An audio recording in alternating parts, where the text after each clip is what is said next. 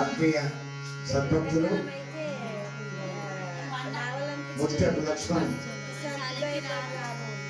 వారి కుటుంబం చక్కని గొప్ప సంకల్పంతో మరి ఇలా నూతన గృహ కార్యక్రమాన్ని నూతన గృహ ప్రవేశం కార్యక్రమాన్ని పురస్కరించుకొని నేటి సుదినం ఈ శుభమైన మనందరినీ కలిపే ప్రయత్నం చేయడం ఇది గొప్ప శుభ సూచకం, ఇది గొప్ప సంకల్పం, ఇది గొప్ప కార్యం.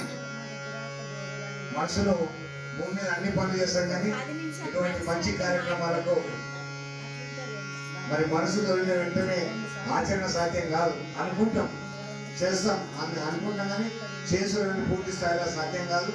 మరి చక్కని భక్తి భజన సంకీర్తన జరిగినట్టయితే ఈ ఇంట్లో ఉన్న దోషాలు ఏదున్నా వెళ్ళిపోవాలి, మరి చక్కని జీవనం జరగాలి అని చెప్పేసి మరి సనాతనంగా వస్తున్నటువంటి సంస్కృతి సాంప్రదాయాలు, మన హిందూ సంస్కృతి సాంప్రదాయాలు మర్చిపోకుండా మన పెద్దలు ఎక్కడ ఏదో ఇట్లా ఇల్లు కట్టినా ఇంకా ఏడాదికి ఒకసారి ఏదో శుభకార్యం చేసుకున్నాం వెంటనే ఇంట్లో భజన చేసుకునే ఒక సంస్కృతి మనకు ఎప్పటి నుంచో ఉన్నది.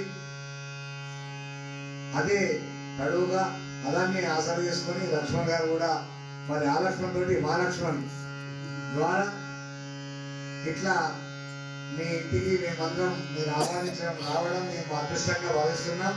ఎందుకోసం అంటే ఏ పుట్టలేపమో ఎవరో తెలియదు, ఏం రాదు ఏం తెలియదు ఎవరు అనుకోరాదు. ప్రతి ఒక్కరి లోపల అందరి ఆత్మ లోపల పరమాత్ముడే ఉన్నాడు, ఇంకా వేరే ఏమో లేదు. అందరూ కూడా పరమాత్మని పుట్టడమే బిడ్డలమే. కాబట్టి మనుషులమై ఈ మానవ జన్మ వచ్చినందుకు మనిషిగా మనం ఏం చేయాలనే విషయాన్ని మర్చిపోయి అన్ని చేస్తున్నాం. అది ఒక్కటి తప్ప.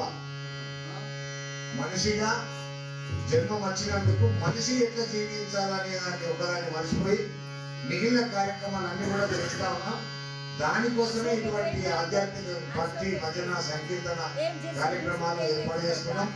ఈ భజనలో కూడా ఒక పాట ఒక మాట ఎవరికి ఇబ్బంది రాకుండా ఇదంతా మాకు డాక్టర్ రామ్ సింగ్ సార్ వెన్నతో పెట్టి వారు ఇచ్చిన ఆశీస్సులు, వారు ఇచ్చిన సూచన, వారు ఇచ్చిన ఆదేశం ఇట్లా మాకు కొన్ని సత్సంగాల్లో చెప్తూ వారు మాకు ఇట్లా మమ్మల్ని మర్చినట్టు ఒకే రకంగా పాటలు పాడినా అందరికి పాటలు ఇష్టపడకపోవచ్చు, ఎప్పటి పాట పాడినా కానీ ఇబ్బంది అవుతామని చెప్పేసి మధ్య మధ్యలో మాట్లాడుకోవాలి. మంచి చెడ్డ తర్వాత పాట పాడుకోవాలి. ఇట్లా కార్యక్రమాలు చేసుకున్నాడు. వారి సందేశం అంటే చాలా ఆ రోజు నుంచి మేము గత 5 సంవత్సరాల నుంచి ఎక్కడ పోయినా ఇట్లా కార్యక్రమాలు చేసుకుంటూ వస్తున్నాం. ఈరోజు ఎంత గొప్ప కార్యక్రమం నిర్వహిస్తున్న ముత్యం లక్ష్మణ్ వారి పరివారం అందరికీ కూడా పేరు పైన ప్రత్యేక ధన్యవాదాలు. ఆ భగవంతుని ఆశీస్సులు ఎన్నెన్నో ఉండాలని ప్రార్థిస్తూనే మళ్ళీ మనం పాటకోసారి మధ్యలో మాట్లాడుకునే ప్రయత్నం చేద్దాం. మీరందరూ కూడా దయచేసి వ్యక్తులు తెలివైన వాళ్ళు ఇలా తక్కువ లేరు సుమా. కాబట్టి మధ్యలో మాట్లాడుతూ మీకు ఎంత పని ఉన్నా సైలెంట్ అయిపోవాలి. పని ఇది కావాలంటే ఇట్లా చెప్తే సైలెంట్ అయిపోవాలి. మీరు కొంచెం ముందర కూర్చుండాలి. ఇంకోటి వస్తే వెనకాశలో కూర్చొని దానికి స్థలం ఇడిచి కూర్చోవాలి. ఇలా గ్యాప్ ఉన్న చూడు ఇటున్న వాళ్ళందరూ దగ్గరికి వచ్చేస్తారు. ఇంకా పొరపాటున ఇదేందో సప్పుడు అని చెప్పి వాళ్ళని ఇలాగది వస్తామంటే వాళ్ళు కూర్చున్నాను జాగా అనుకోకుండా మా మడికి సర్టిఫికేట్ ఉండదు. మధ్యలో మాట్లాడుకోవాలి. మధ్యలో మాట్లాడతామంటే ఊరగడ్డలకు మైక్ ఇస్తాం, వాళ్ళు మాట్లాడాలి, మిగిలిన వినాలి. మరి ఇవాళ మైకులు పెట్టి ఉదయాలు మాట్లాడితే ఎట్లా కాదా? దయచేసి మనమందరం కూడా భగవంతుని భక్తి భజన కీర్తన లీనమై అందరం కూడా అనర్చినంత అనే ప్రయత్నం చేయాలి.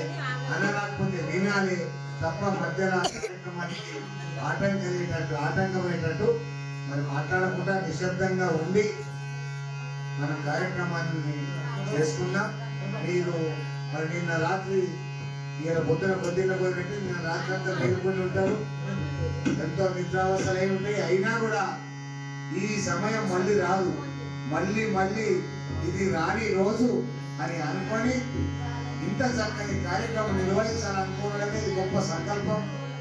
నిజంగా ఎన్నో జన్మల పుణ్యం ఉంటే కానీ ఇటువంటి మంచి కార్యక్రమాలు చేసే భాగ్యం వస్తుంది మనిషికి.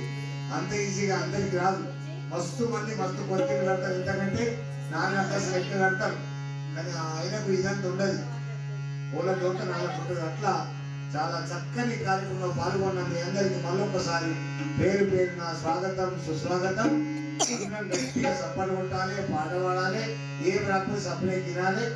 ఇట్లా మన కార్యక్రమాన్ని విజయవంతం చేసుకున్నామని మీ అందరికీ పేరు పేరున విజ్ఞప్తి చేస్తూ తిరిగి భజన కార్యక్రమం పాల్గొందాం. మళ్ళీ మధ్యలో మాట్లాడుకుందాం. శ్రీ గోపాల